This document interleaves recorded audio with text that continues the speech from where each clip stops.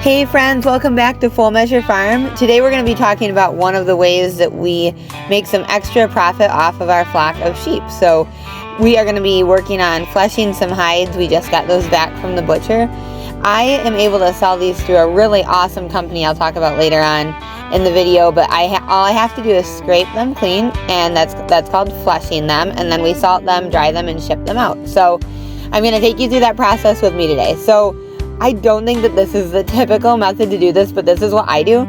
I get a piece of plywood and I tack out my hide onto it. I probably only tack down about a third of the hide, but I start at the neck and tack my way around the sides a little bit. Typically people might use a fleshing beam and a fleshing knife, but what works for me and what I had, and I've done this for years now, is I just tack it down and then I actually use the backside of a hammer and I just work the flesh off that way. Sometimes I wear a pair of like rubber grippy gloves to help me grip and pull things off the hide, or to help me hold onto the hammer. The danger with using the hammer is you can put holes in the hide, or if there's a small nick it can go through, so you've got to be careful. This is the finished fleshed out hide. Our butchers do a pretty good job, but something that I do is I put these save hide tags on our sheep's necks. Sometimes communication is just difficult and getting the hides back can be tricky, but the tags around their necks really help with your phone number on there. So this is where we are salting and drying the hides. So to me this is like a super luxurious setup that my husband put together last year, but for years I've done everything from tool trailers to greenhouses or feed rooms, and using cattle panel propped up on sawhorses or milk crates or blocks, and just really trying to use whatever I had and that I could make it work.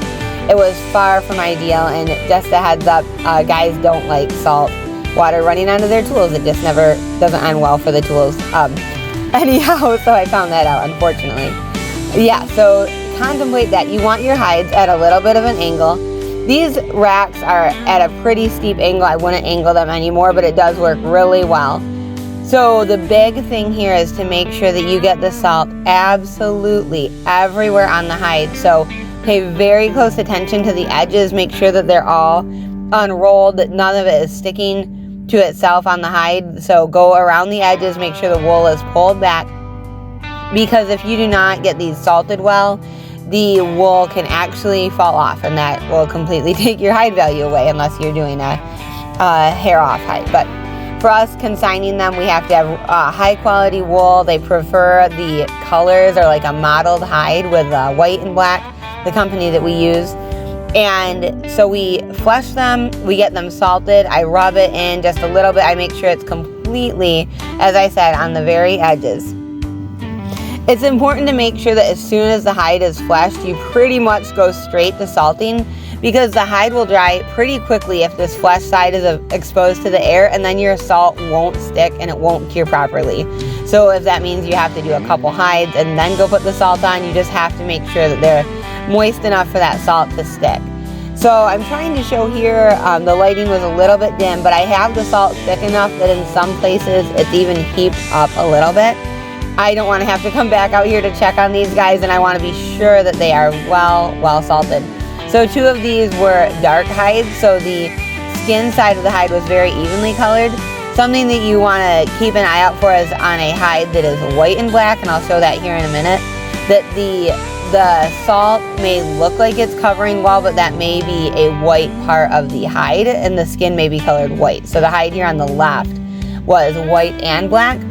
So I had to be sure that I was actually seeing actual salt buildup, not just the light color of the hide.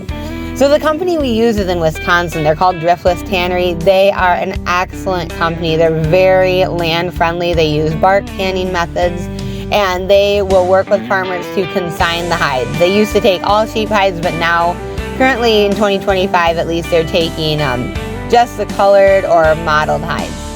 I hope that this video is really helpful for you guys. This has been a great way that we've been able to stretch our income from our sheep.